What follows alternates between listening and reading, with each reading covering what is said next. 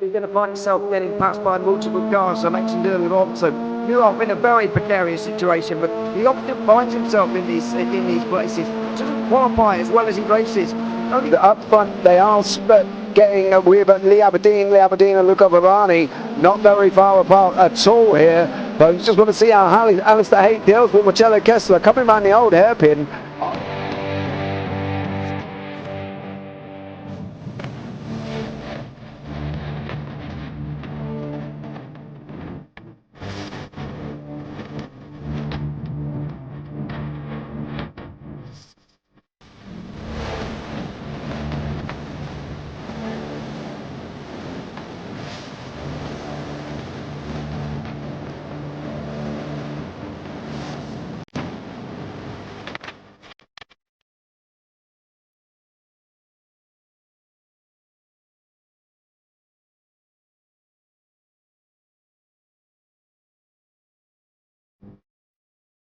And I would say it's not the best decision they've ever made, just not having done that under the safety car, really.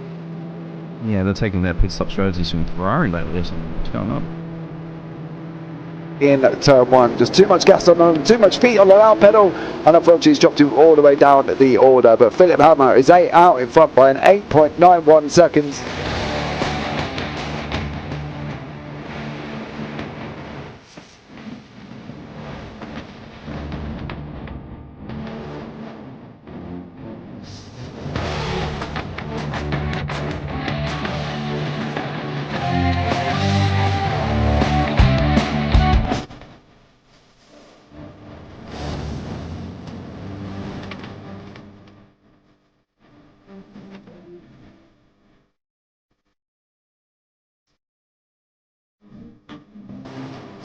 Oh, Dan Michael is a wall there, sir. And it definitely doesn't want to be hitting that earlier on as well. Difficult, the understeer is in the dirty air through that final corner because it's such a long corner and you get dragged off into the grass very easily. He'll have the slipstream down it towards the chicane. Peterson was briefly alongside, but that slipstream has saved him and kept him in third. Yeah, Varani now lost a little bit of time to Aberdeen, about half a second. Peterson is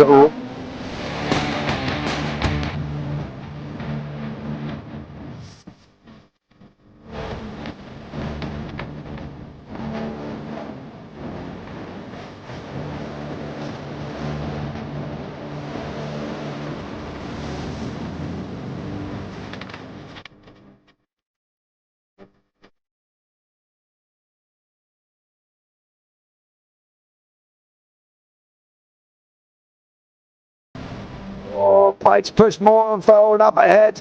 He's got out of the line. It's now Pike could have a go. Werrell, don't push him off. He's in the championship fight. Jack Werrell chasing down Carl Jacklin, further down Rob Williams and Chris Barnes. Sensational run outside line now though for the heavy braking zone. Around the outside goes the Audi R8. Look how much Miller's caught back into play. Exactly. Miller's still such up. He's not on second and change. All of a sudden Miller's back in play.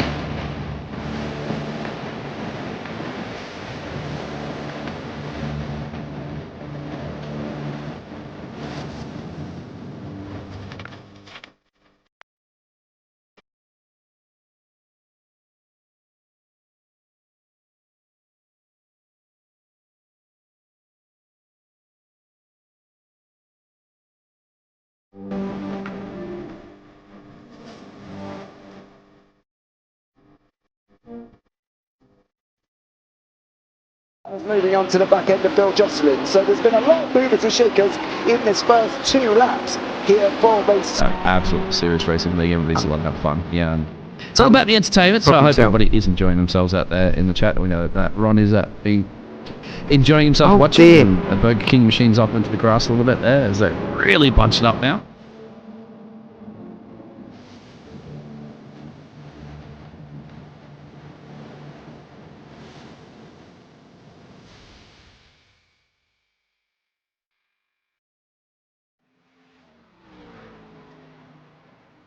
Good evening, ladies and gentlemen, and I'm back, baby! I'm back at Tour Bypass on a Thursday night, and tonight is Nichols Oilpros.com 145 at Rockingham Speedway, sponsored by Tex Nichols. Don't forget, if you want to get yourselves involved, there's 5 nights of racing. Sunday Gen 4s, Tuesdays is the SRX, Wednesdays is road racing, Thursdays is Xfinity, and Fridays is the GTP GT3s. 14 race season, championship trophies, season opens at 8:15 ET, qualifying at 9 Eastern, guaranteed heartbreaking racing. Head yourself over to triplebypassracing.com and go and check it out as well. And a massive big shout out to Tex Nichols, today's sponsor as well. I'm James Parfitt.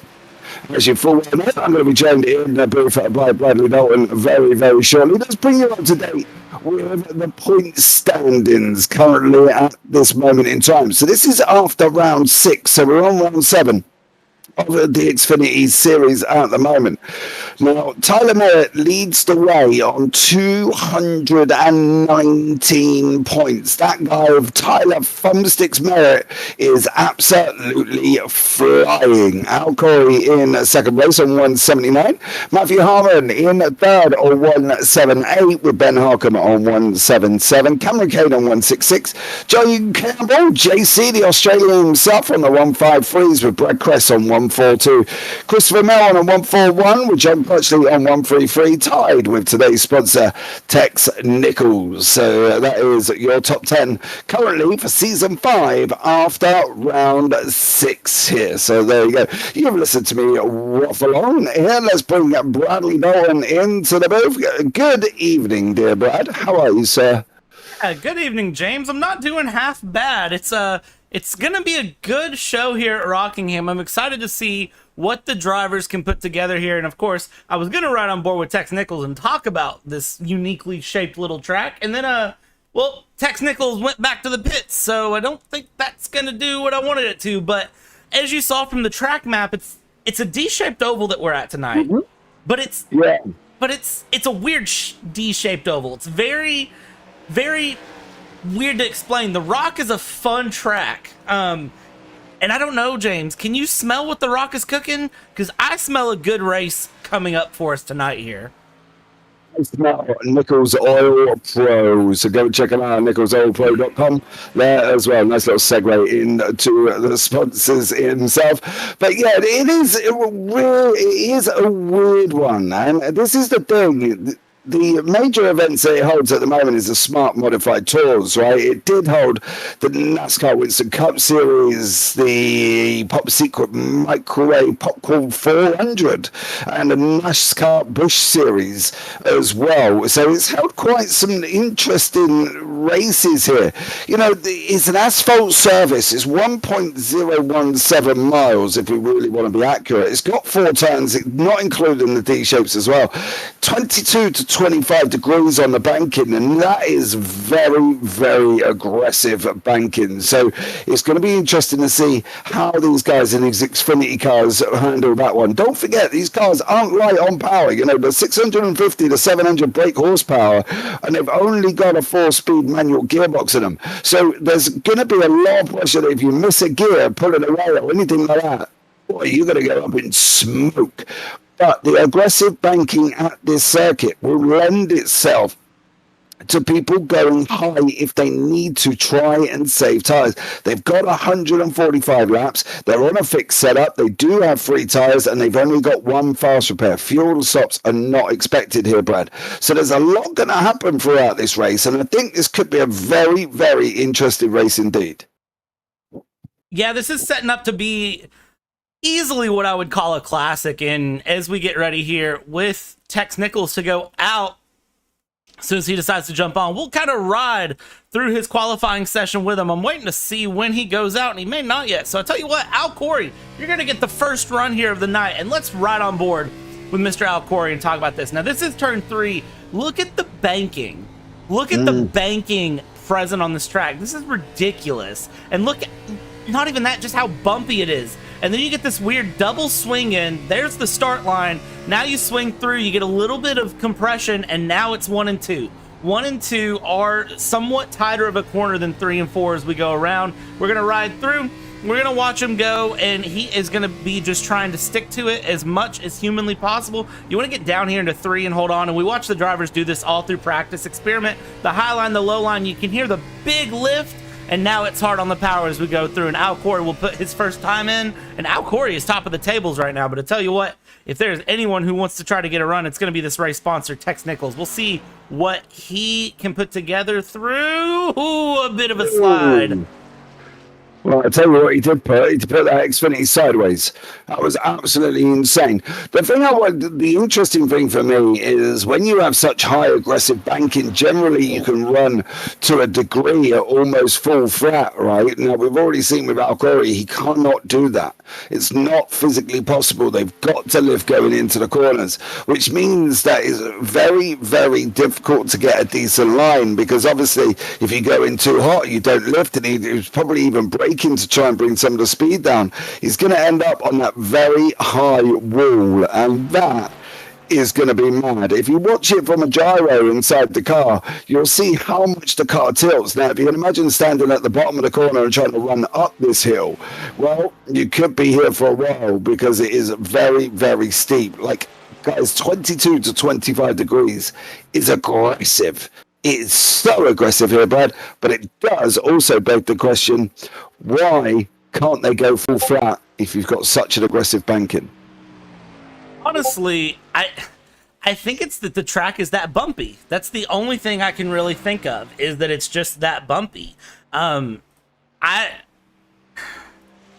feel like the other thing that was going in there as well was, if we go on board and have a look from the onboard with the gyro, you can see how high it is. Now, what I was thinking was, when you look at high aggressive banking tracks, the ones that we call SuperSpeedway, Sodega, Daytona, they're a lot more wider. Right? They're 1.5 miles generally in length, 2 miles at the most, and they're a lot wider, and they're kind of pulled out. It doesn't look like Rockingham has got that. It looks like I could probably fit a track like New Hampshire inside Rockingham, and I wouldn't have a lot of space to spare. You know what I mean? It doesn't look like it's expanded enough to be able to open it up to bring it to a full speed, full flat circuit, and that's what I think the problem could be as to why you can't go full flat here. Yeah, it's a very unique track setup. I like it personally. I think it's going to give us good racing, and it is going to be something that the drivers are going to have to get their heads around and really just be comfortable with, and we'll see how things go here. We've got 19 drivers in the session. 17 drivers have put in a qualifying lap so far, with a couple of minutes left here. Cameron Kane and Chris Melton are the two drivers who haven't, but the times are close. Everything is fairly close here in terms of the intervals. So everyone looks fairly even, and passing from the looks of practice look doable. So, James, how many cautions are we calling? Let's call it now. 5. And the only reason I'm going that high is because I've seen quite a few people in the wall. I'd agree with that. I'm thinking 5. Yeah, I think 5 as well. Now, while we're going on from qualifying, I'm going to do something unprecedented here as well. I'm going to bring up Mr. Al Corey into the booth while he gets here. We'll wait for the session to end. Al, welcome in. How are you doing? Just great. How are you? I'm wonderful. I'm back. I'm here. I get to commentate on you beautiful people this evening. Listen, what are we expecting from Rockingham? I think we're going to look for some early wrecks. I think the track is slick and very bouncy coming out of 2. So I would expect some early mayhem. Okay. Do you reckon it's going to be too wide, or do you reckon you're going to go single file? It'll be single file, except coming out of 2. The back straight is where the passes are made. Okay. And what do we expect from yourself? I'd like to keep it clean, and I'd like to have a top 5. Okay, well, it's been a pleasure talking to you. I will catch up with you soon. Have a good race, buddy. You have a good broadcast. See you guys. There you go. Right, qualifying results. Tyler Merritt is in first place with Chad Bear in second, and Brad Quest and Al Corey in fourth. Greg Pillar in fifth, Dustin Barton in sixth, Jason Benson seventh, John Campbell in eighth, John Crutchley in ninth, Carl Gretsch in 10th, Matt Harmon 11th, Casey Ellis down in 12th. Our sponsor today, Tex Nichols, is down in 13th. Sawyer Mullins, Michael Seymour, George Kinsella, Isaac Voss, and Chris Melton is the last of the runners. I believe actually there's one more, which is one Mr. Christopher Kane behind that one as well. So we've got 19 cars on the race circuit, guys. Don't forget, if you are here, say hi. We do talk to you. I promise everything will be gravy and we will have a conversation. So let's just appreciate this absolute epic racing. Don't forget the guys as well. Today's sponsor is Tex Nichols. He is sponsored it for today as well. And if you want to get yourselves involved, head over to triplebypassracing.com, 5 nights of racing, and come and experience what can only be some epic racing here as well. We're just on our pace lap now, so we're going to be ready to go. And we're going to be with our leader, one Mr. Tyler Thumbsticks Merritt here. I think, Brad, overall, Rockingham could be a spectacle, but it could also be a complete and utter disaster if it happens. You've got 19 very closely matched and competitive drivers altogether on track, and also Kyle Gresh, it looks like, is going to be starting from the pit lane. So we'll see 18 cars take to the race start here. It's going to be nice and competitive. Of course, Thumbsticks is coming off a Tuesday night win in the SRXs at the Glen. And we know that Thumbsticks is fast. We know everybody is good. Of course, Mr. Nichols has sponsored tonight's race, so he's going to be looking to make a good run. Yeah, I see fireworks in our future, James. I see a lot of fireworks and a lot of cautions. Yeah, well, here we go, guys, as well. Pace car's going to be peeling in, and once more, they're on. We'll bring you up at the overlay very, very shortly to see there as well. We are green here for tonight's for the Nichols Oil Pros.com 145. Tyler Merritt out in front, taking that very low line on the entrance into turn one. Chad Bear behind with Brad Quest, Al Corey involved. Greg Pillar, Dustin Barton swerving places further back, but it is the man out in front, the man on the controller, doing an absolute stellar job. We are a little bit too wide. They're just settling in at the moment to see what's going to be the best way of handling this as they're coming into turn one as well. Brian, I think they all go away cleanly. Not too sure what Kovac is in the pits. Maybe we had an issue that we had to resolve. Very single file at the moment, but I'm sure that will end up settling down as soon as we can start getting people overtaken. Yeah, it looks like just on the race start, Tyler Merritt did exactly what Tyler Merritt needed to do. Got things going and got out of the way. We see Michael Seymour here running a little bit higher, and I see, that was our race sponsor, Tex Nichols, sliding off a 4. Looks like took the pit wall straight through, and adios, we say, our race sponsor. Very quickly into the pits and gone, and that is ouch. That is a penalty for unsafe pit entry. Probably speeding in pit road as he goes and hurls his way down there. There's a lot involved for Tex Nichols in that one as well. I'm sure he'll get his fast repair. He's probably going to have to tow, which will take about 2.5 minutes, even though he's down the end of the pit road as well. But at the moment, Tyler Merritt out in front, Chad Bear, Brad Quest out, Corey, Dustin Barton up 1. Big movers and shakers. Chris Melton is down in 13th. He's up 4 places with George Kinsella in front of him in 13th there. Cameron Kane's up 2, Isaac Voss is up 1, Sawyer Mullins is up 3, and Casey Ellis is up 2 for the Capital Esports team as well. So all of these guys are doing a great job. Lap 5 of 145. That wasn't a caution there for today's sponsor due to the fact that he was in the pit lane and he was out the way there, Brad, as well. There was never going to be a yellow for that because he was in the safe space. Yeah, and that's the big thing.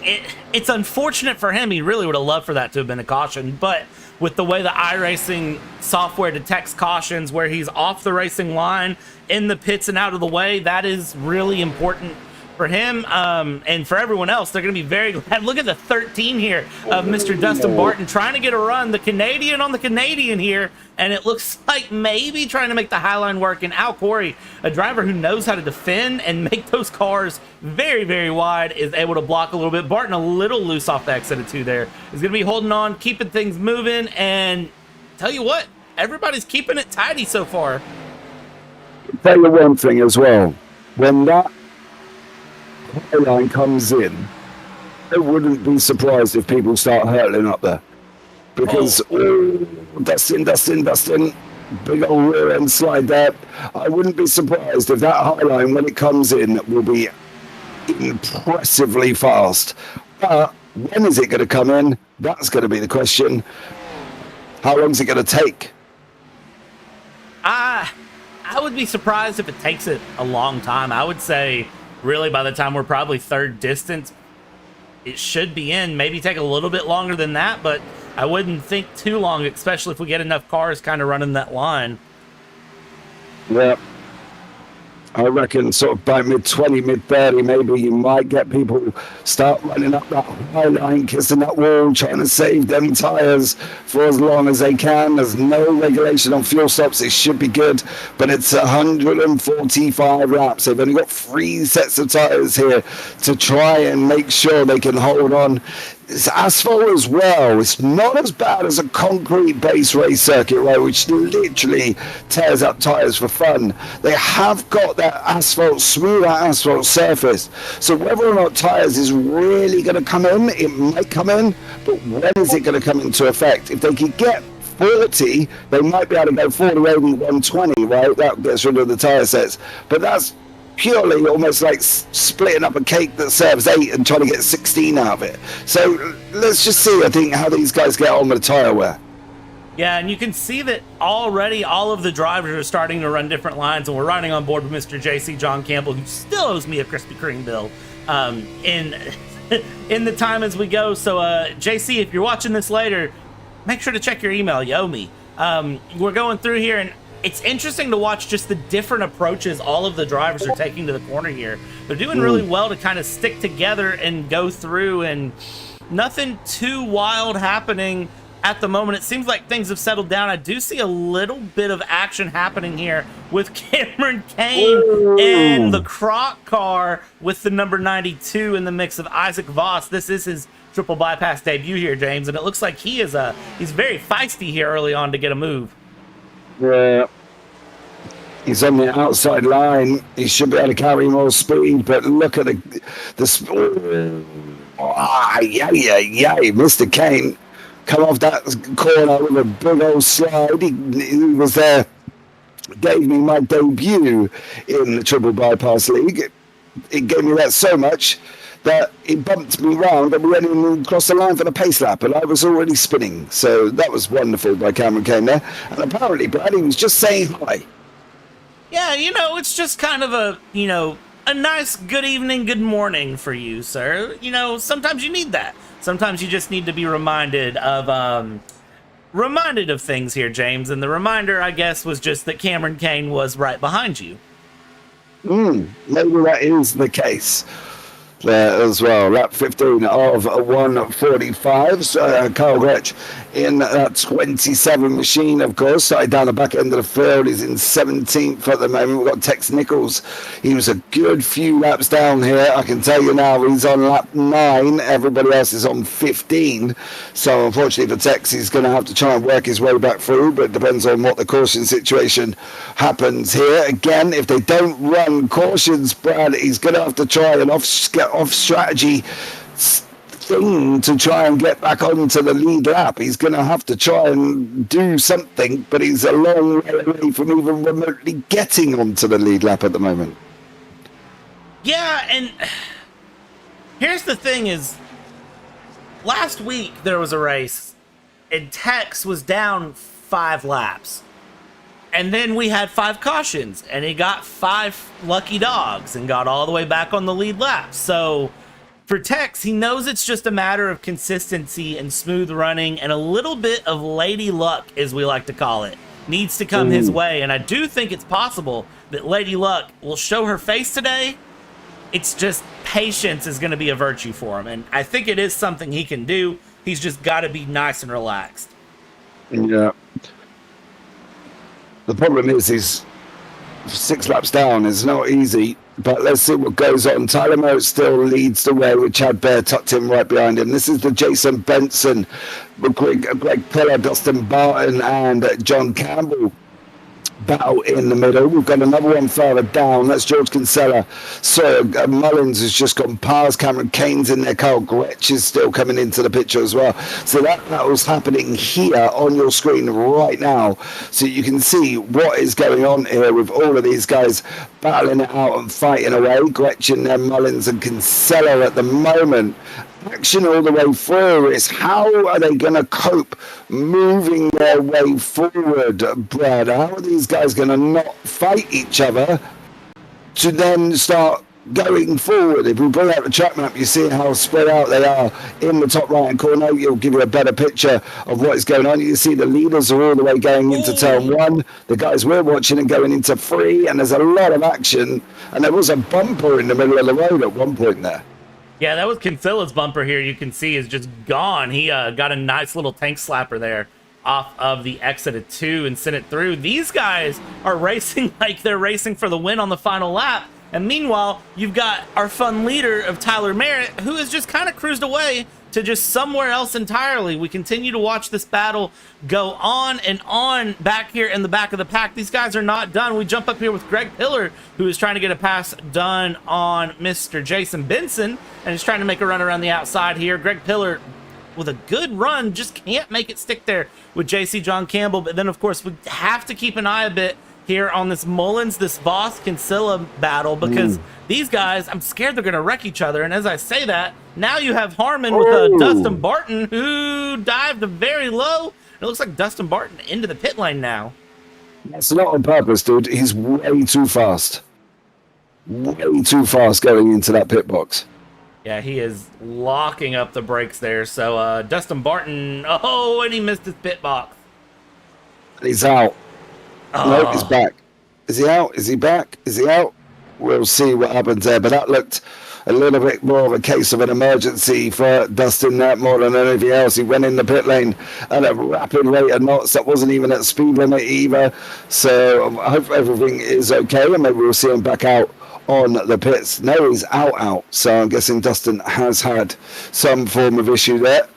As well, but Isaac Voss, Michael Seymour, George Kinsella down the back end. We've got JC and Greg Pillar, and then Tyler Merritt out in front, half a second up the road. So a lot happening in this race early on. We're 25 laps down. We've got 120 to go, and at the moment we're on 0 cautions. Bradley.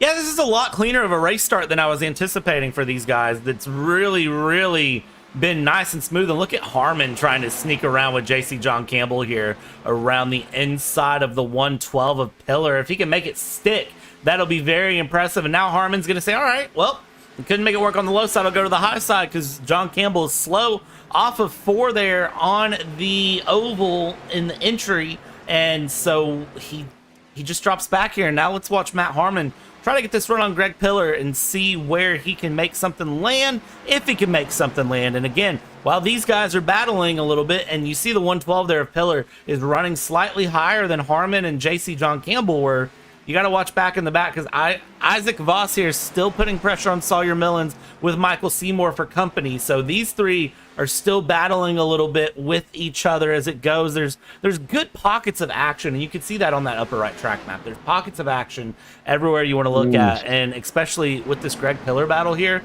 that is still going on there with the number 28 of Matt Harmon and John Campbell. Those two are still battling, and then we jump back. Look at Voss and Mullins. Mullins is up in the wall, and Michael Seymour will just snake his way through there, and now Mullins is going to drop 2 places in the matter of a straightaway.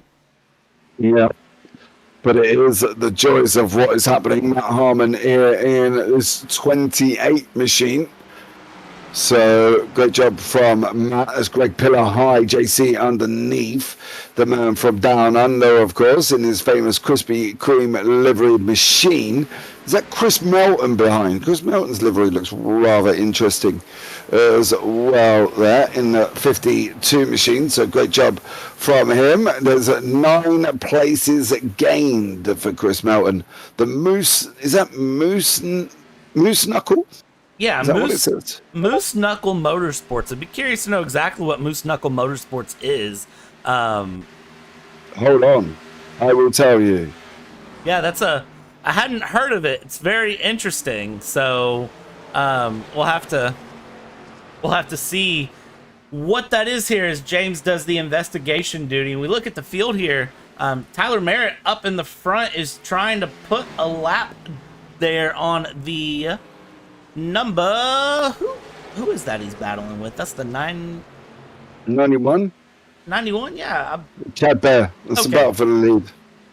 Oh, okay. This battle is a lot closer than I expected it to be. I was looking and I was like, is Tyler Merritt putting someone a lap down? But no, this is indeed a battle for the lead that is developed. So Thumbsticks, I think, is playing a little tire conservation here, trying to just save a little bit in the rubber that he can to make it work a little bit later.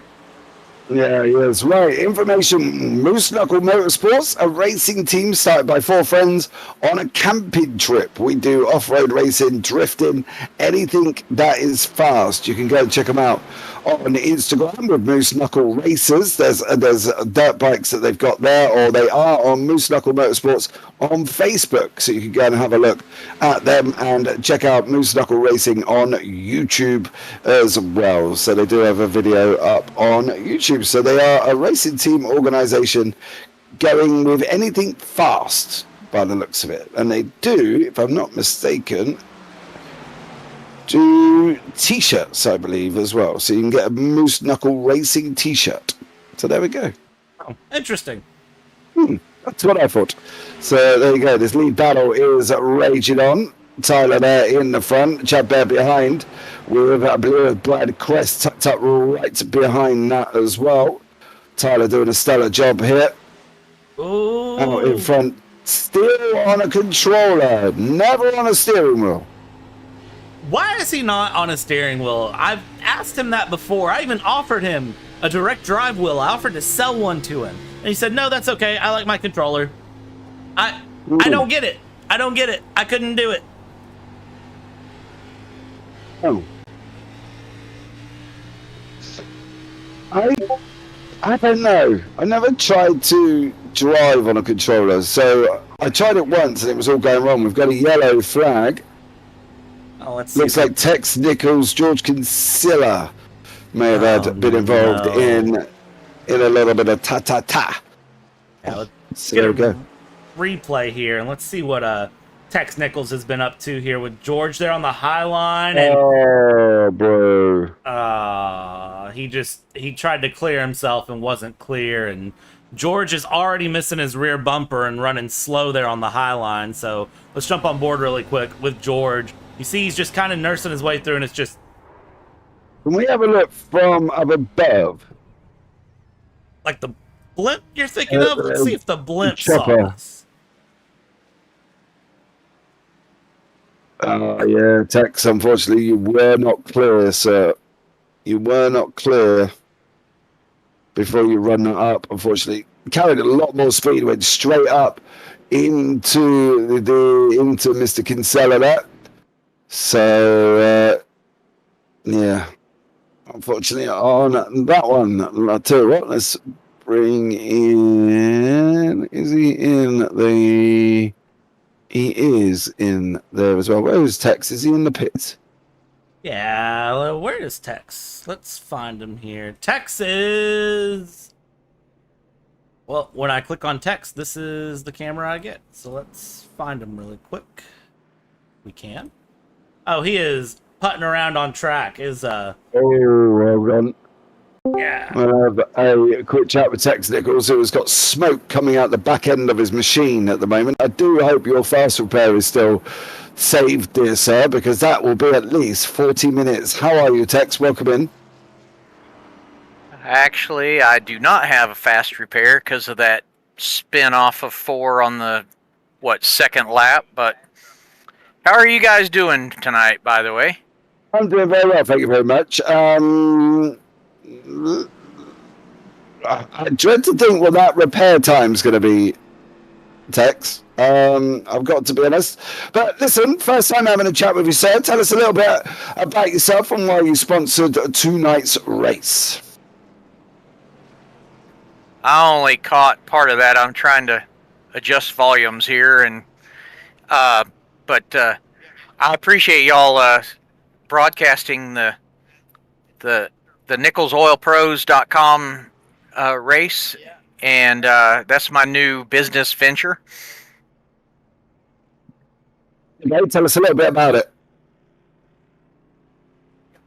Well, I'm an AMSOIL independent dealer, and I love online racing, even though I'm not very good at it. But anyways, of course, I just started in February, by the way. I haven't been iRacing prior to February of this year, so I'm really a rookie.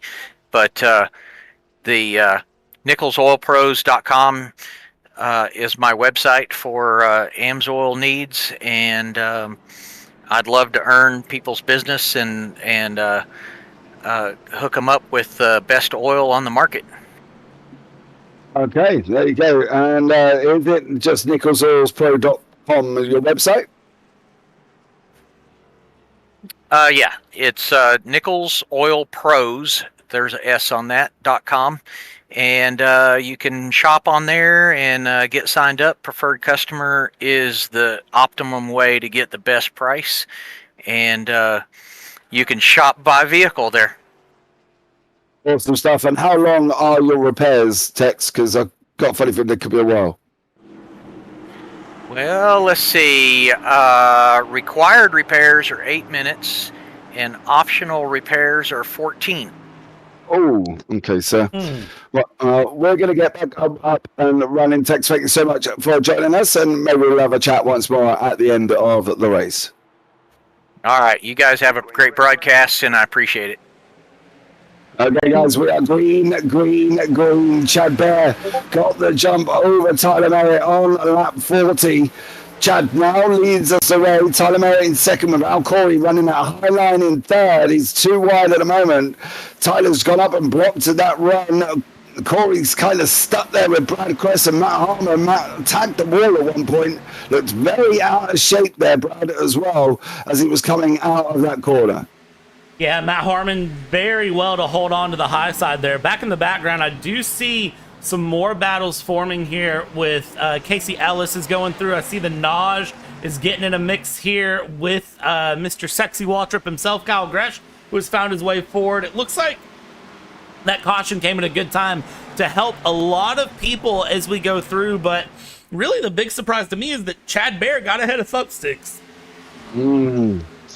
Chad got the jump right at the beginning there. It looks like Tyler just kind of was caught sleeping as such. So unfortunately for him, he's now dropped down into second place. Al Corey in the mix here. There's Brad Cress, Matt Harmon, Jason Benson, Carl Gretsch, John Crutchley, and JC all included in this mix. Carl Gretsch battling his way back up 3 places. Technically, he's up a lot more of that as he come out of the pit lane and starting at the back of the grid, but he's now sitting in 7th there. Great recovery from Carl Gretsch. Casey Ellis in that Capital Esports brightly liveried machine, which I love. Bright liveries because you can recognize them here as well in that Ghost Energy machine, I believe it's got, with Isaac Voss in that number 92. So a great job from all the drivers. Back up and running. 40 nearly completed, 45 with 100 to go. Yeah, 100 to go here, and one caution. No, the big slide from Isaac Voss there. He does want to catch it, but good drives from everyone so far, and it seems like 45 laps is about where the tire game is playing for people. It seems like everybody really wanted and needed a good pit stop on that last caution, so they all took it here as we go up in the front. Tyler Merritt has finally managed back past Chad Bear and is up in the lead here with a half-second run, and it looks like he'll keep that for a minute. Matt Harmon putting pressure on Al Corey with Jason Benson, with Kyle Gresh, all in the mix together as we continue, and they will keep it going. Yeah, these guys will continue to fight it out. 100 to go 45, just gone over the start, 46. We've had one caution throughout the in, and that was on lap 34. Kinsella got into it with Nichols, unfortunately, and that is what caused the first caution, but we've not had another one. You can see Chad Bear and also Tyler Merritt out in front. Brad Crest sitting in second. He's got Al Corey, Matt Harmon, Benson, Gretsch all closing in on him. Then we've got a bit of a gap to Casey Ellis, who's got the following group of Crutchley, Campbell, Pillar, Kane, Seymour, Voss and Melton, all not very far apart here. Still great close racing there, Brad. But for how long are we going to be able to keep this up for? That is the $1 million question, James, and that is really what I want to see here as we watch. And I want to go overhead because look at this battle right here. And this is Pillar, this is Kang. Back behind them, it's Seymour, it's Voss. This is a 2x2 battle that's kind of developing between these four cars, with really the number 52 of Melton being in the mix as well as we watch here. This is where the big battle is, and I really think if something happens, it's gonna be just like that. And Michael Seymour does well to keep that car in a straight line. I think the wall kind of helped him there. I think that could have been a lot worse. That could have been a lot worse for Michael Seymour. It looked like he had a run and then just got squeezed against the wall. It looks like Sawyer Mullins has had a bit of a moment there as well. He's had to jump back to the pit, so I'm not entirely sure what happened to Sawyer Mullins, but whatever it was, he's had to jump straight back into the pits. And Mullins, Nichols and Barton, this is what happened to Mullins. Oh, could be... Oh, no. And the car is effectively broken and smoking, which is never good. I do find out of the three sets with the trucks, the Xfinity, and the Cup cars, I do find the Xfinity to be the weakest. For whatever reason, you put a Cup car against a wall and you get to carry on a little bit. You put a truck against a wall, you'll have front end damage, right? But you put an Xfinity against a wall and they blow up every time. It's like a natural instinct of the Xfinity machine here.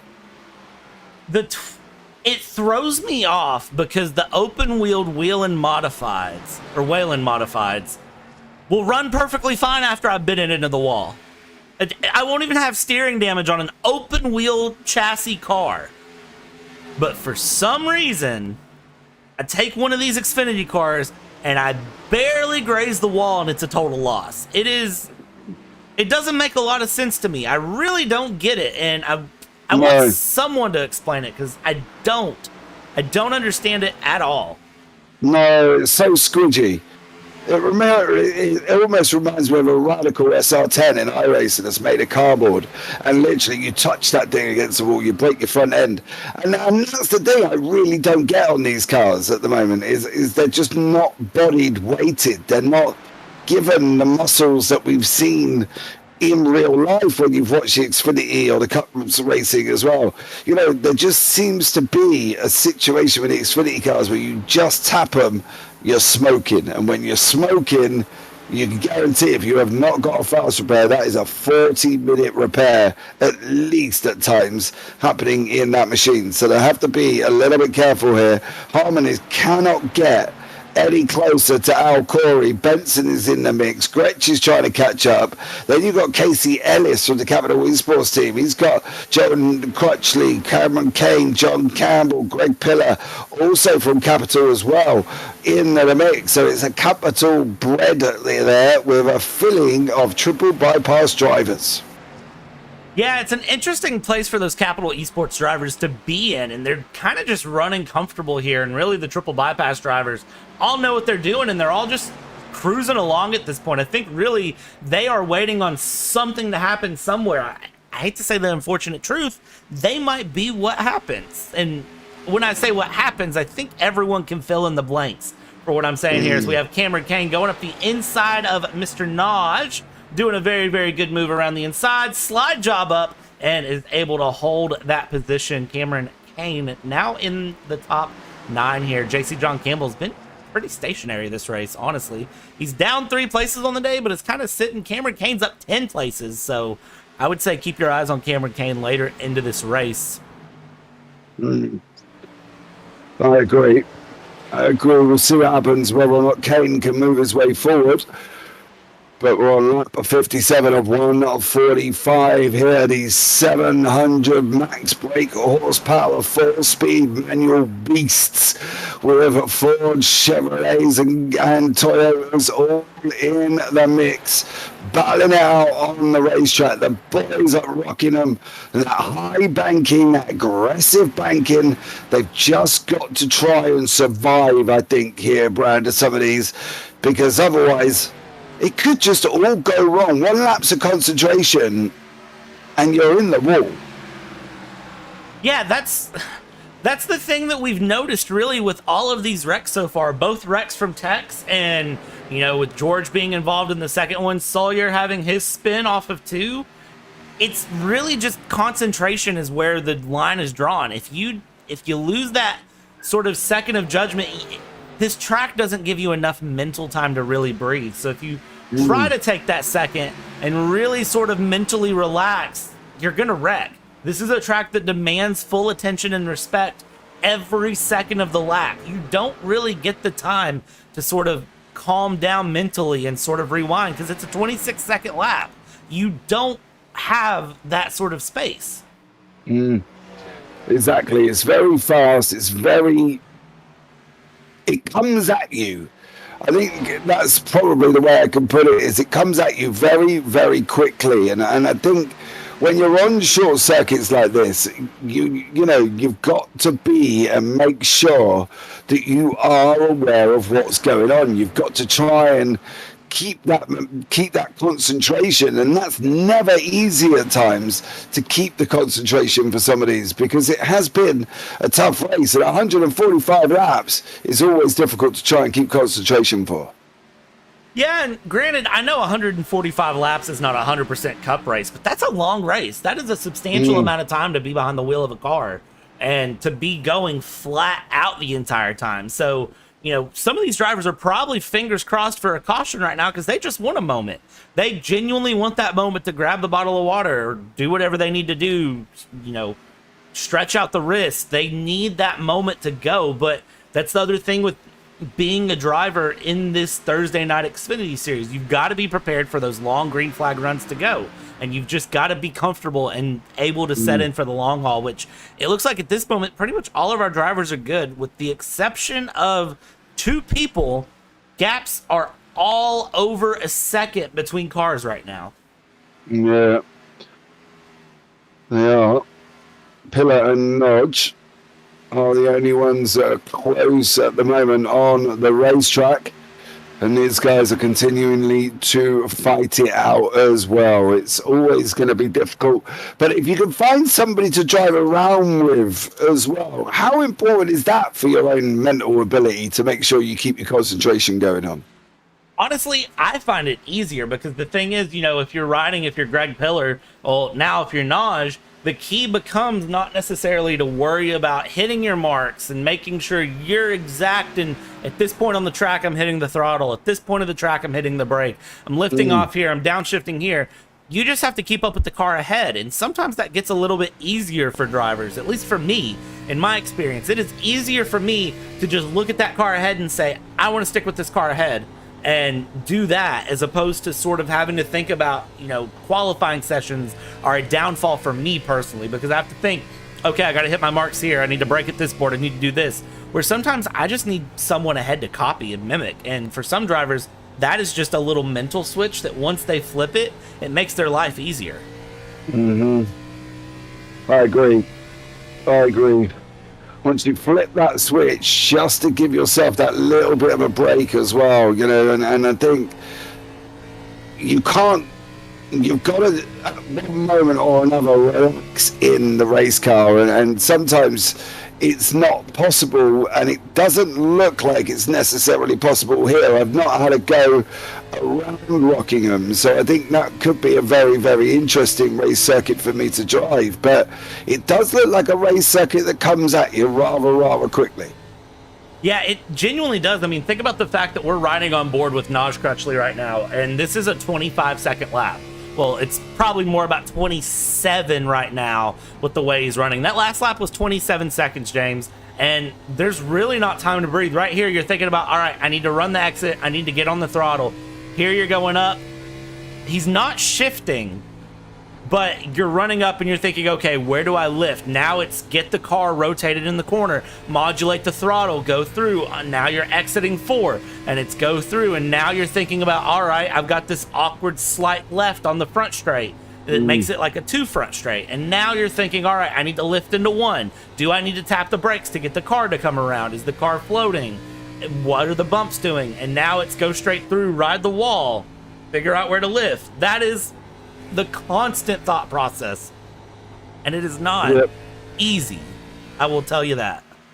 No, it's not. I fully agree with you. I think it's a very difficult thing to do, and it's never been an easy thing here. You know, I was driving earlier on, and we were at New Hampshire, which is very different to this. It's vertically flat at certain times, is New Hampshire. So it's an interesting run at New Hampshire compared to driving at Rockingham. The aggressive banking here, flat almost at New Hampshire, like literally flat.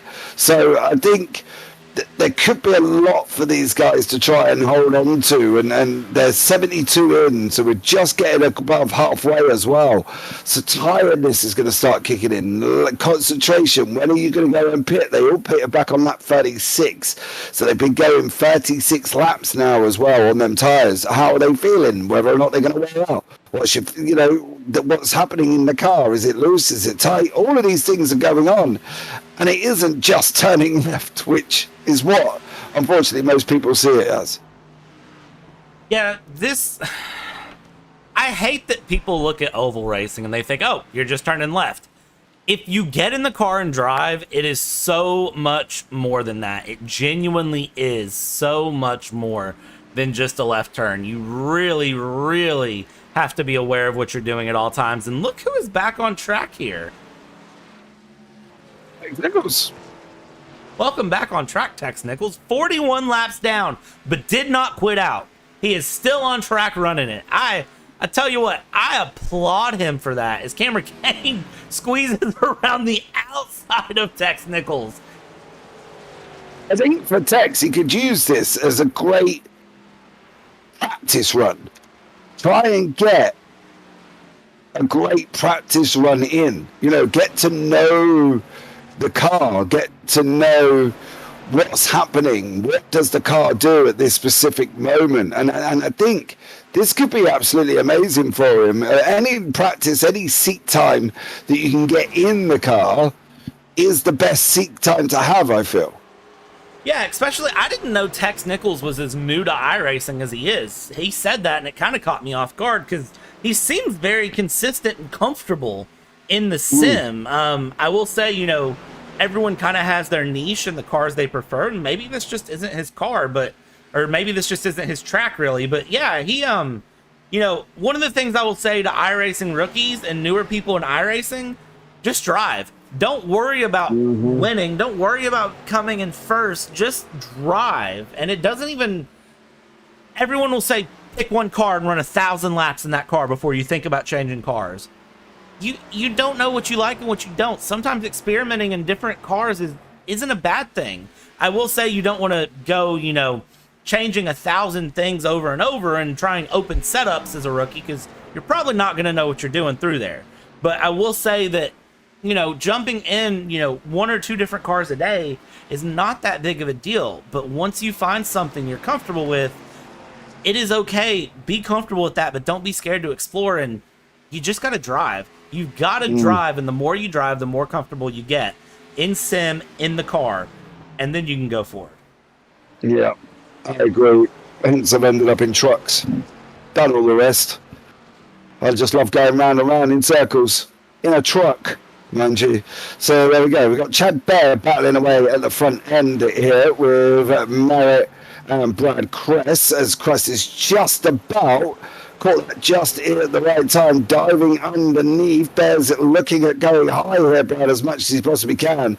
But a great move from Brad Kress. He dived down on the inside. The door was left wide open for him, and he got the job done. So Chad Bear and Brad Kress swapping places. Chad down into third. Well, and the thing that I think is interesting with that, James, and this is what's really catching me off guard with Rockingham, you kind of have to pass like a dirt track here. You've got to send it up the inside on corner entry and then just slide it down on corner exit and shut the door. It's not the traditional sort of pass that you would expect here on an oval. And it's very, especially in an Xfinity car, you wouldn't think that you would want to do that sort of low-end, fast-out slide job. And that's what they're doing as our leader, Tyler Merritt, decides he's done and goes into the pits because I think he knew what he was about to lose. And he says, you know what? I'll just pit before everyone else and take advantage.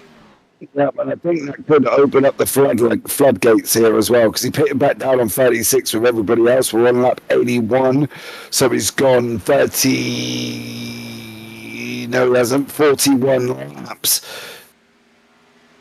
Is he going to go 41 again, which would put him at about 123, and then have a new set or a new higher set, or should we say, towards that end piece? So he's going to be breaking it up that way. Now, obviously, it depends on what everybody else is wanting to do at the same time, right? You know, if they're all going to do it, great, but this does promote people up the table. Alcor is now into second place. Cameron Kane, we need to give a shout out to as well. He is up 14 places at this moment in time, sitting in fifth overall. Yeah, Cameron Kane's had a good run, and now he's in the pits. So here's the thing. You know Tyler Merritt is a fast driver. And when one of your fastest drivers decides it's time to pit and they are done with their tires, that needs to set alarm bells off in your head as a driver. That needs to be the point where you kind of go, you know what? They probably know what's going on. Let's follow them in the next lap or two. Yeah, that's exactly what I did today in the truck race I did before I got on here. I literally pitted. The leaders hadn't pitted.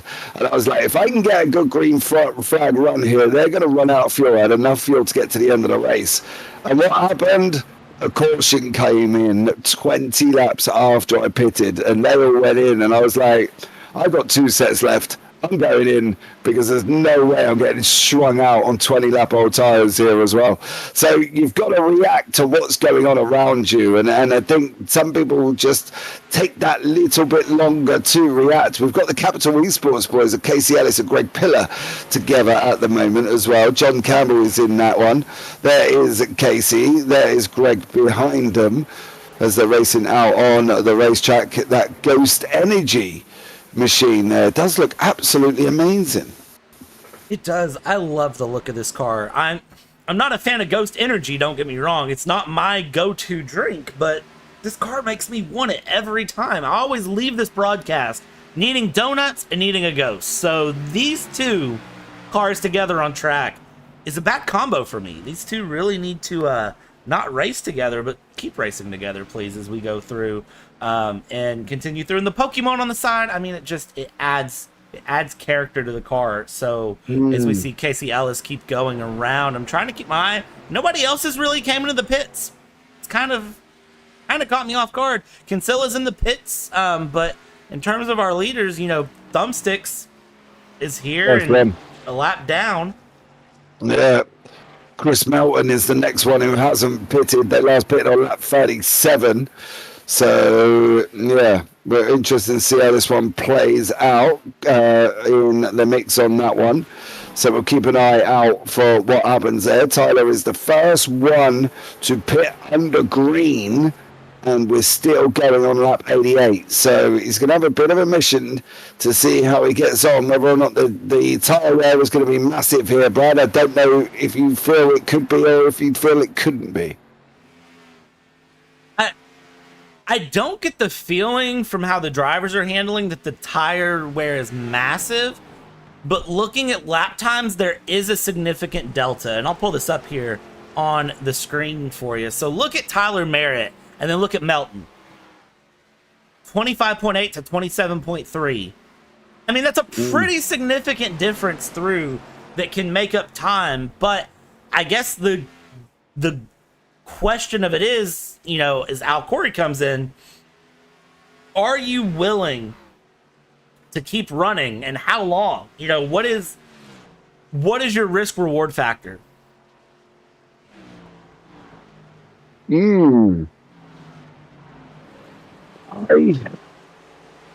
It depends on how bad the tyres are coming out. I think if they're still coming out in the 90s, I wouldn't worry too much. You know, I did a race, oh my God, I can't remember where I was, might have been Texas, I think.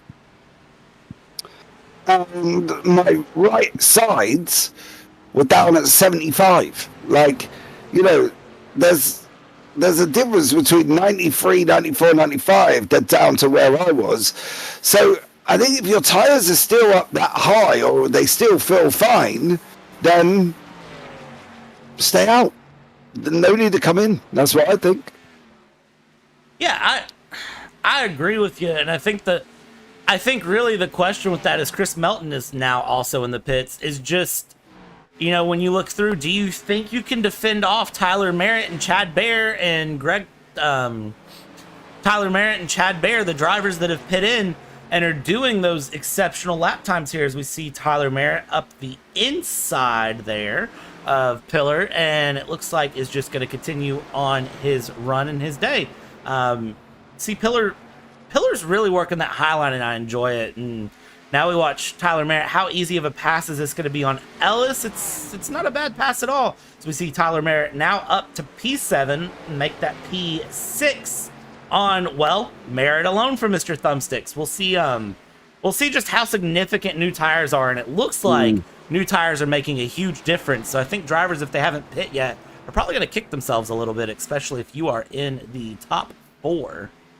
Yeah, Tyler Merritt last time around 1.3 seconds quicker than Brad Kress up front. So Tyler Merritt there with a lap time of a 26.02 and Brad Kress on a 27.28.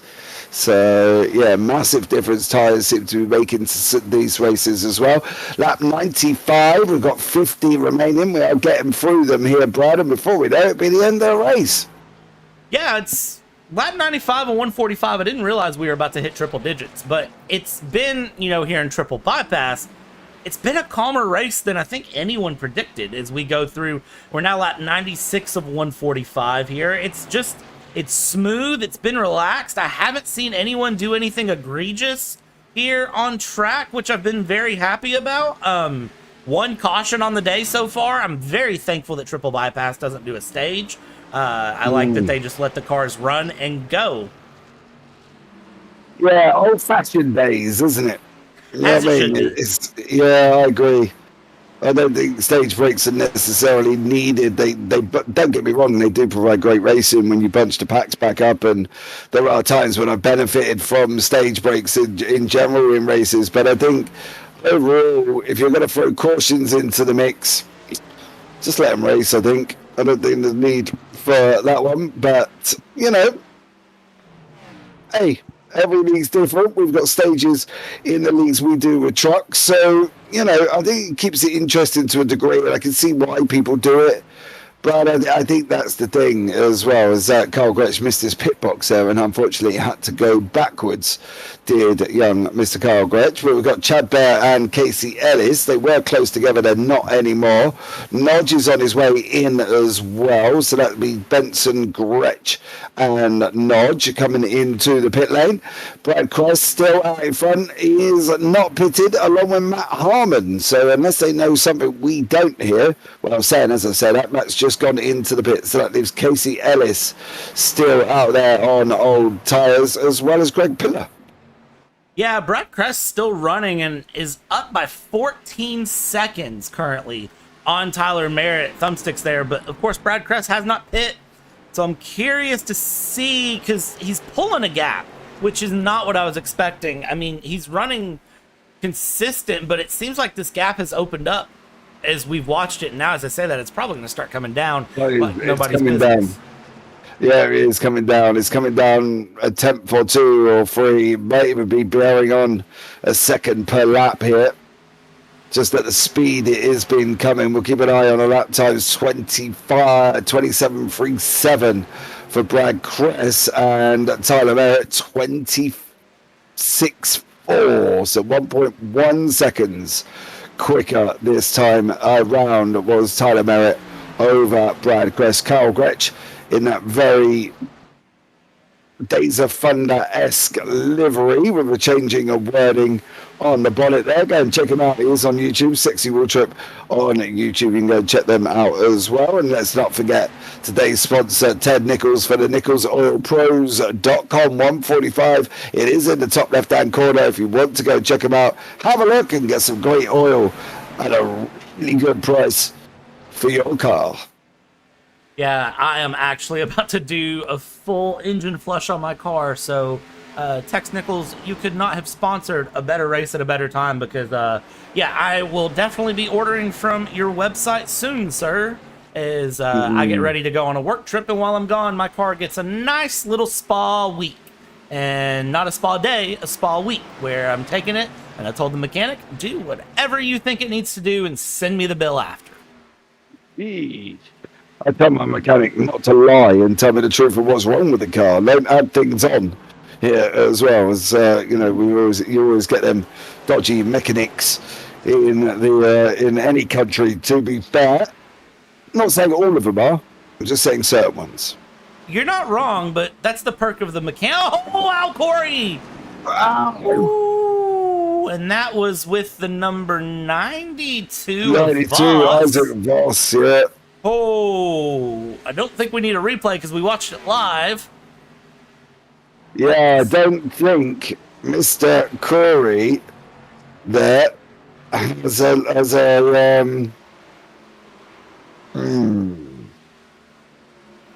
he's a couple of laps down. Voss is, what, 6 laps down? But he is, yes. You're supposed to be driving round them to overtake him, not push to pass here.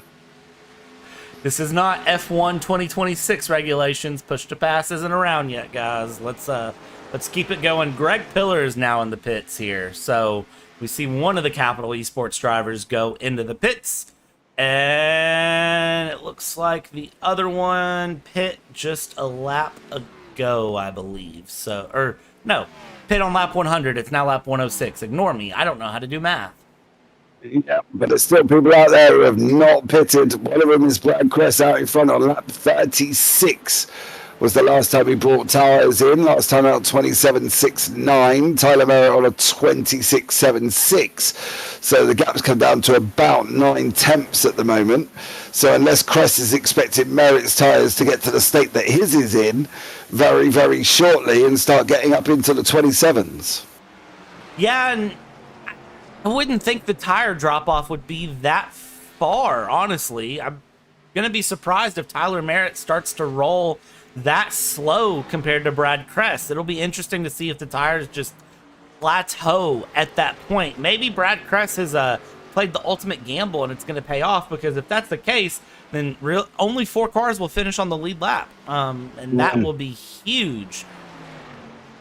Yeah, and Cameron Kane sitting in 5th at the moment. Started down at the back end. He's now up 14 places in that croc machine. I do love a good pair of crocs.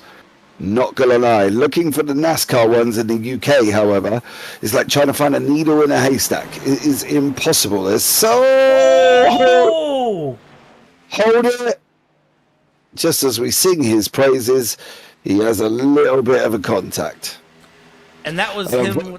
That was with the 92 again. Man. Well, unfortunately, it looks like today's sponsor has had another moment, Brad.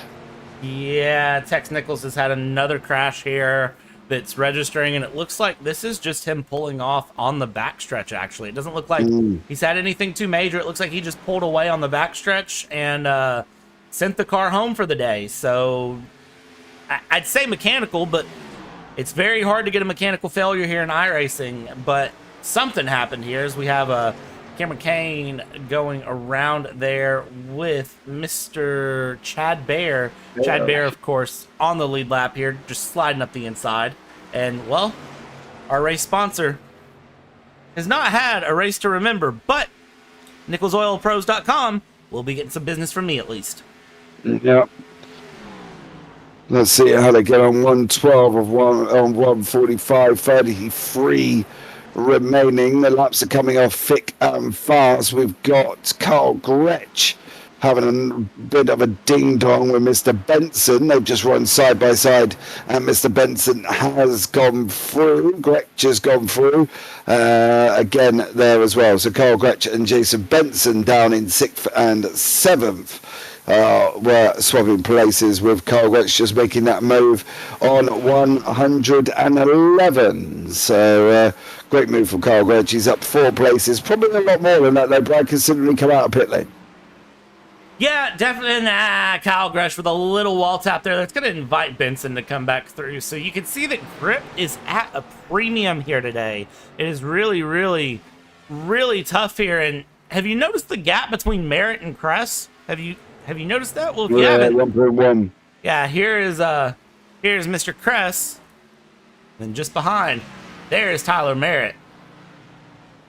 Them lap times are plateauing here for Merritt. It's just nearly in the 27s, and Kress is not coming out of the 27s.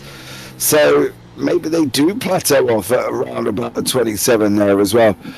Mechanical, says Mike or Tex in the YouTube chat. What sort of mechanical was it, Tex?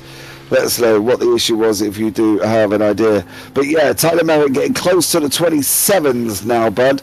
So maybe Brad Kress has done the right thing. If Brad Kress, here's a good run up the inside as we go, and Tyler Merritt with a run up the inside. Brad Kress will be on the outside.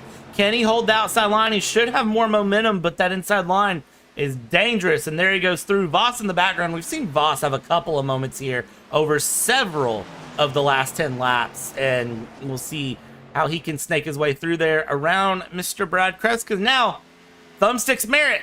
Lap 116 and 145. And I don't say this often, but second verse, same as the first. Tyler Merritt finds himself back up at the top of the field. We'll see if he can hold it there. Yes. Depends on what that lap time drop-off's going to be. How bad is the drop-off? We'll get him over the line, and then we'll give you a rough idea of what Tyler Merritt is doing here. He's a second away from Chad Bear. There is Merritt, there is Bear, there is Kress. Behind that is Al Corey sitting in 4th. So we'll keep an eye on that time. 27.02 for Merritt and a 27.73 for Brad Kress, sitting in 3rd place at the moment. Yeah, that is a huge difference in times, though. We'll see how those times plateau. It's interesting to see that they have set up the way they have. I wasn't expecting it.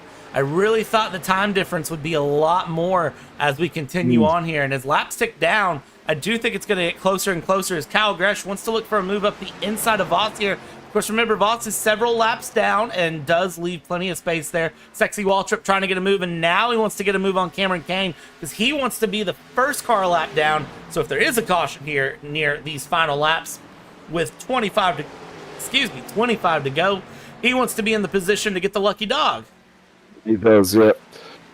Well, we'll see how you get on. He's had a great run so far. We've only got 4 cars on the lead lap at the moment. And Carl Gretsch, Tyler Merritt, Chad Bear, Brad Kress, with Al Corey, I believe. If you look at the graphic on the left-hand side, could be Al Corey, could be the last one on the lead lap. So another man has done an epic job here. Matt Hartman and Jason Benson are also scrapping away, as you can see them in the background of this battle. So this is back markers going through, and I believe, no, maybe not yet, back markers getting involved. Yeah, back markers want no part of this, and honestly, I do not blame them. If I was a back marker in this, I would want absolutely no part. I'd stay well out of the way here. You've got Benson and Harmon that are battling here back to back with a little bit of help there from Pillar, who is an additional lap down there in 12th place, but is still right on the back of them nonetheless, because he wants to look to try to get his way through and forward. He wants to earn a lap back if he can here. Merritt only 0.6 of a second ahead of Chad Barron. Brad Kress has finally called it with 23 to go and he's into the pits, but man, such a late call. Yeah. I'm wondering, though, if he's waited for Chad Bear's lap times to get out to the late 26s, or Tyler Merritt's to get out to the late 26s, 27s, when he knows he can come back in with fresh tyres on a 25 here. So this could be really interesting to see if Crest can make this work. I'm just not entirely sure if he's waited too long before going into the pit lane. Well, and the issue is that Brad Kress is going to be a lap down, so he's going to have to fight to get his lap back and then run around. And look at this, we're 22 to go, and we're getting 2x2 racing. These guys are, I mean, they're getting antsy here with 21 to go now as we cross the line.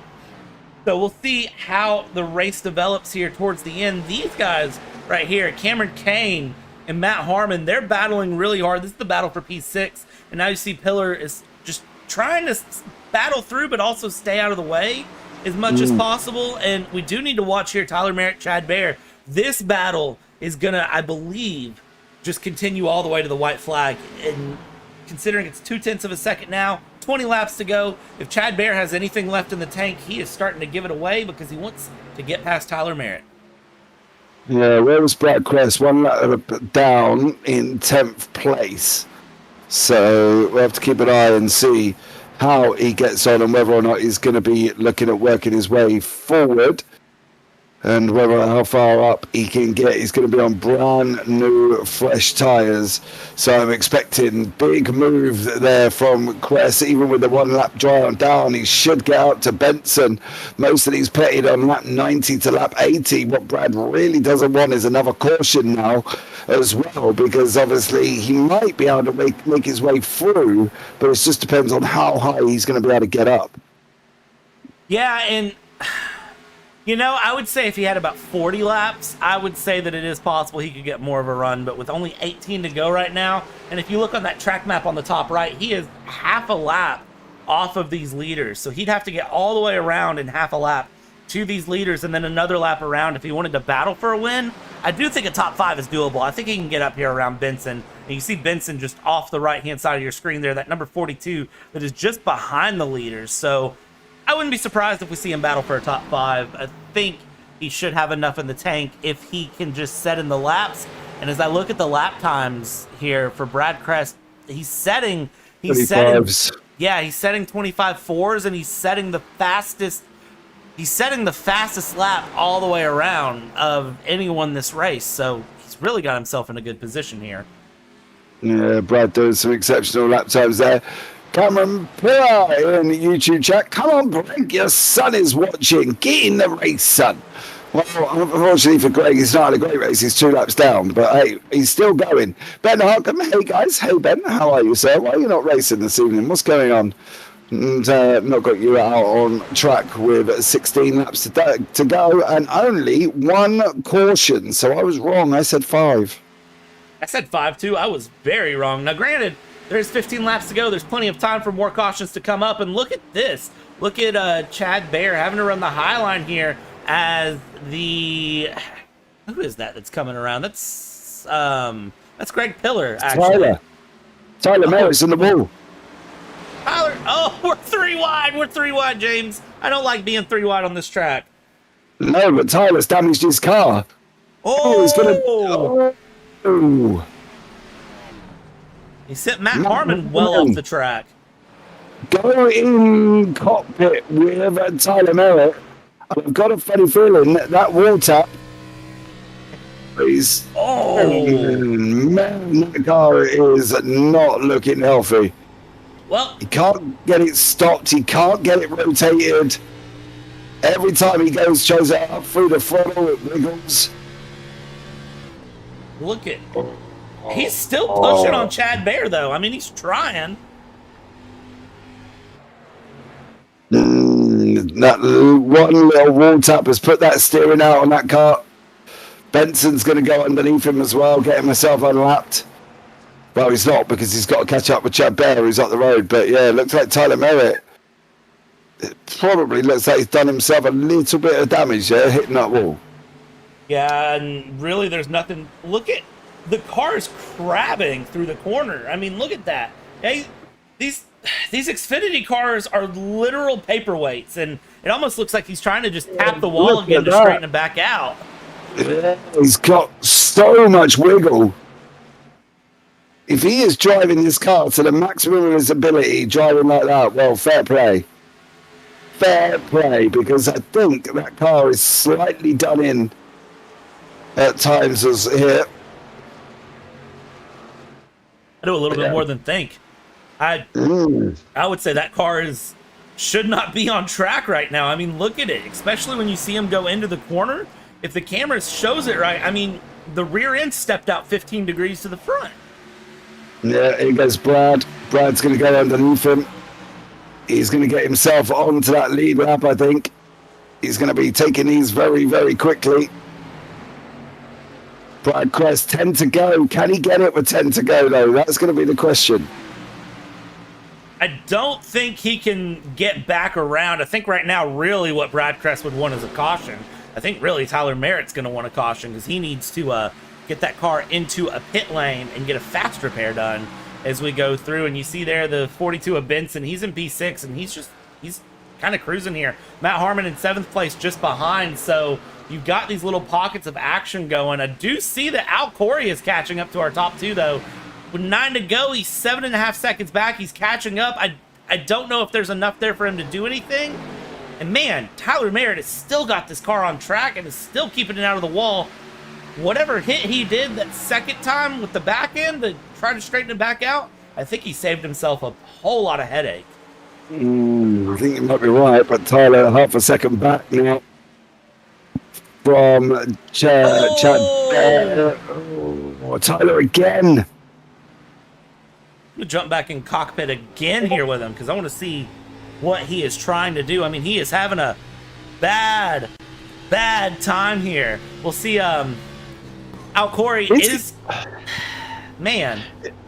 He's got damaged steering and also on a controller, which does take a while to try, and that car just wants to go right. It is begging to go right there. Absolutely begging from Tyler Merritt to hold on to this is an exceptional job. You can see he's jinking it left. It's just absolutely begging to go the wrong way. Yeah, it's the fact that he is keeping that car on track right now. He's just trying to nurse it to the end here. He is literally just trying to nurse this car. He knows he's in second place. He knows he just needs to hold on. And man, every time I see that car wiggle, I think it's done. Because again, he's on controller, and you know, you can run well on controller, but any sort of damage like that affects your steering, you got to remember that's all in your thumb. So he's got to be very precise with those movements. It's not like a wheel where you have the 360 degrees of motion. You've got just an inch maybe of risk. Matt Harmon in the wall. It's broke as well. There's a couple of people with 5 to go who's pushing a little bit too hard. But Merritt there, still sitting in second place. I'm surprised the gap hasn't come down from Corey to Merritt, considering how much damage Merritt's done here, Brad. I am very surprised it's not come down a lot quicker than that. 4 to go now. Crest is only 19 seconds back. He's not going to get there. He is not going to get there, unfortunately, for Brad Crest, but he did try something different, and it wiped out to a degree. He unlapped himself and got himself back into 4th place. Yeah, and I think 4th place is about the maximum he could get there. I think staying out was a good decision, but I think if we had another 20 laps, he could battle for the lead. But that would be just, I think with the amount of time he left himself to pit, it's just too much of an ask too late in the race. But I think if he had waited, if he had pit about 10 to 15 laps sooner, I think he would have been in a good position, or if we had 10 to 15 more laps. I do agree. I think if he just had a few more, which unfortunately he just does not have a few more, but it looks like Chad Bear is going to come round. He's entering into turn 3, into 4 now, over the line for what will be the final lap of the race. There it goes. White flag is out. White flag is waving, and this could be wrapped up by Chad Bear. consistent drive from Chad Bear the whole night. He's done very, very well. And I mean, consistency is key. Merritt knocked out the front end and Chad Bear just kept it out of the wall. That was the big key. Yep, Chad Bear's going to come over the line. He's going to take the victory. The fastest Bandit Big Ridge Boys Racing Team goes over the line. He takes the victory. Tyler Merritt comes over in second with Al Corey in third. I'm wondering if Al's going to sit back and say that's as best as he can get. He did look like he had pace here today, though, did Al Corey. So a great job from him as everybody else comes over the line as well. Great race. One caution, not bad at all. Yeah, I'm not mad at one caution. Again, you and me both predicted significantly more cautions than this, and they were able to keep it together and have only one caution through. So, you know what, Chad Bear? Hats off to you. Tyler Merritt, really, hats off to you for keeping it out of the wall. Cameron Kane up 12 places on the day. A big, big round of applause to you. And, well, Chad Bear parks it right on the checkers on Rockwell in the center of the front stretch. I like it when tracks have that victory circle right there on the front, and he parks it pretty as you please. Yeah, he does. That Jim Beam liveried machine looking absolutely gorgeous, and we can bring you up the final results. Tyler Merritt is in second place with Chad Bear in first. There you go, with Al Corey in third. Then you got Brad Crest, Carl Gretsch, Jason Benson, Cameron Kane, who's had a great race, Matt Harmon, Chris Melton, and John Campbell round out the top 10. And you got John Crutchley, Greg Pillar, Casey Ellis, Michael Seymour, George Kinsella, and Isaac Voss. And then below that, you've got Tex Nichols, who had issues, Sawyer Mullins, and Dustin Barton as well. 125 down there. Let's start off with your man in third place, one Mr. Al Corey. And welcome in third place, one caution. Can't be a bad night. Great night of racing. What? That was fantastic. And it was a pretty minor caution from what I understand. I didn't see it happen, but I think it was pretty minor. And green flag pit stops all around. That was a really good race. Yeah, how was it out there for tyre wear? How long do you reckon you could have stretched the tyres out for if you really wanted to be risky? So I think the longest stint I did, my front right was 76. So I think I could have done a fuel run. I could have done a full fuel run. It would have been slow, but we could have gone all the way on a fuel run, I think, with the tires.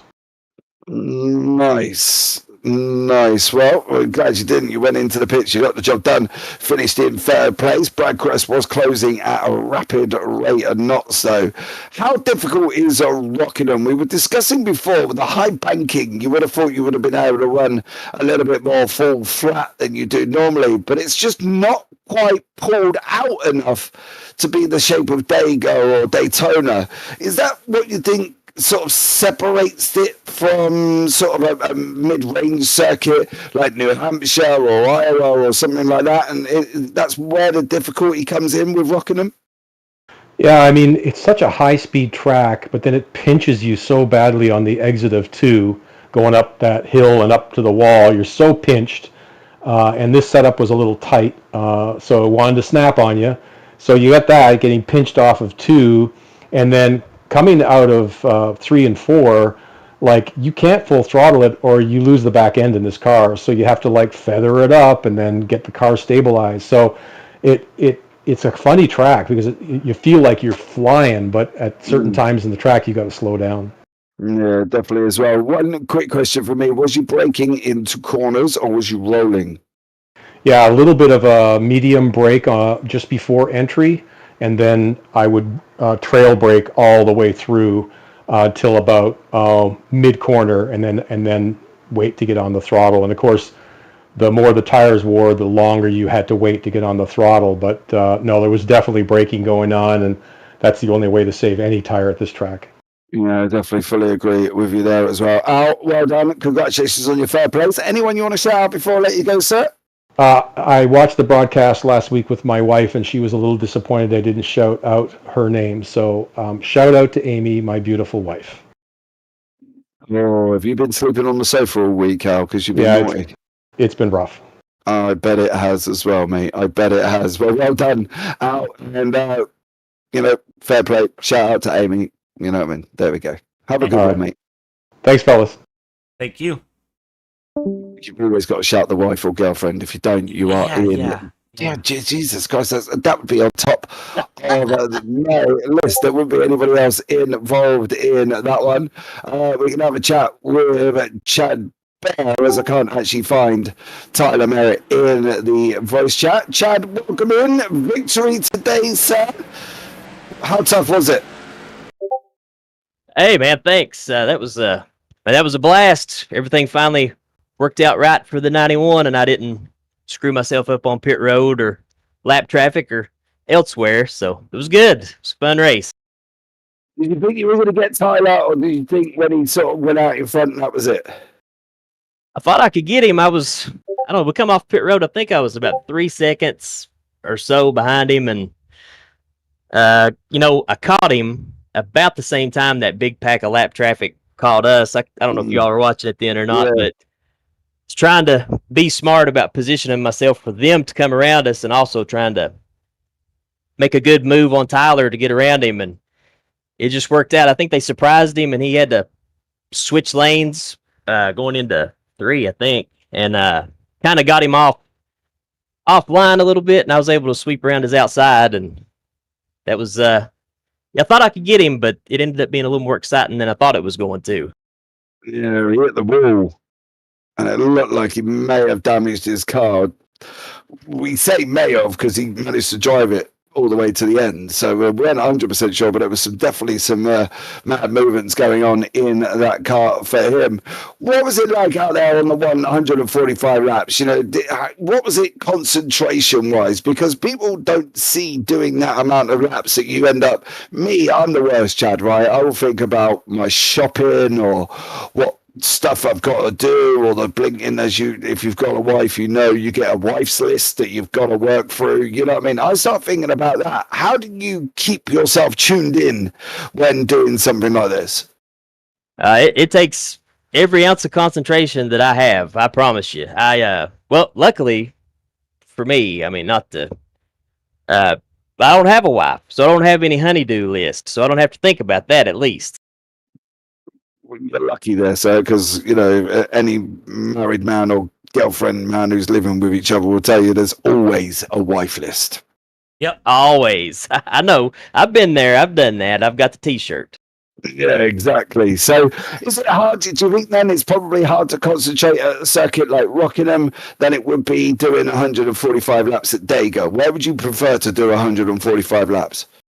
Oh, definitely here or anywhere besides Talladega and Daytona. I'm not the biggest fans of the restrictor plate stuff. I much prefer this. So, but yeah, I think this requires a lot more planning, strategy, concentration, all of it. So, yeah, just really proud of the run tonight. That was I don't think I've ever won a race at Rockingham, just to tell you the truth. So, ended up, I guess I checked one off the bucket list.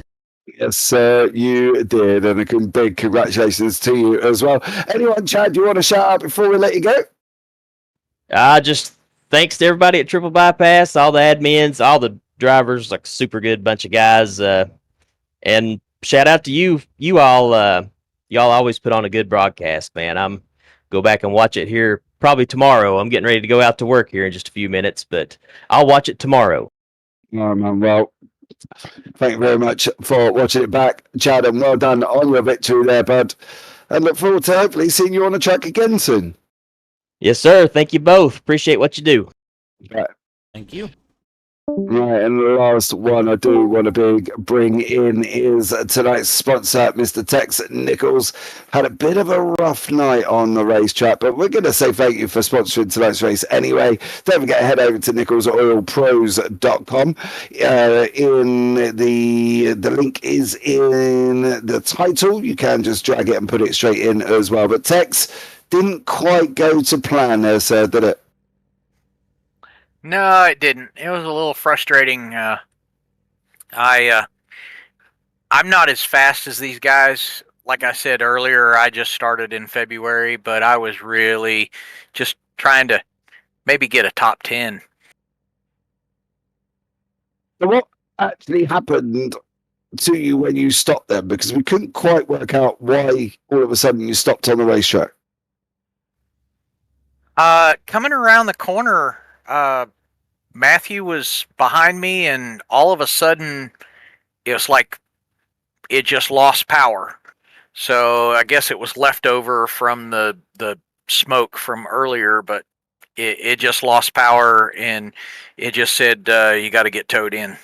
Okay, mate. Well, I'll tell you what, Tex, why don't you take the next 30 seconds or so, tell us a bit about Nichols Oils. Where can we find you?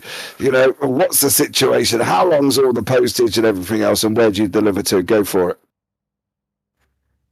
Well, AMSOIL is primarily North America, Canada, and U.S., and it is AMSOIL products, all of their products, from coolants to lubricants to we even have cleaners and lubricant for sporting rifles. And so anyways, if you go on the website there, the big thing is you can pull down from your vehicle, type of vehicle, and punch everything in, and it tells you exactly what you need as far as how many quarts. They've built everything into the capacity, the oil filter, everything.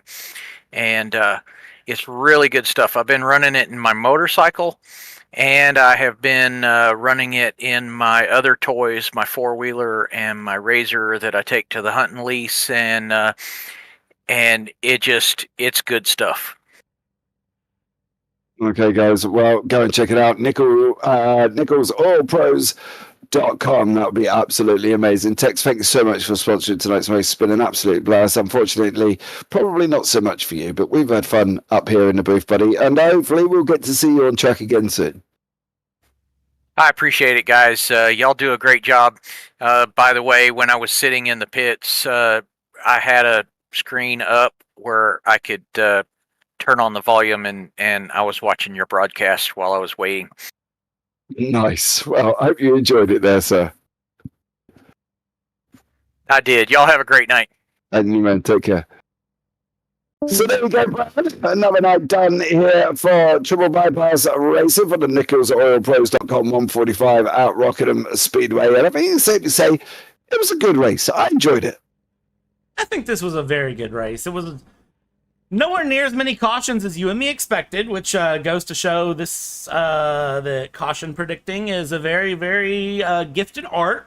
The drivers raced very hard with each other, and there was plenty of action to keep up with, and, well, my PC didn't fall apart. So, all in all, I think it's a win, and a win. Yeah, absolutely. Well, guys, that's going to wrap it up from us this evening. Thank you so much for joining us. It's been a pleasure from being here for this one. I've been James Parfitt. I've been alongside Bradley Dalton for this evening, and as always, take care. Have a great week, and you never know, we may see you on the track sometime. Good night.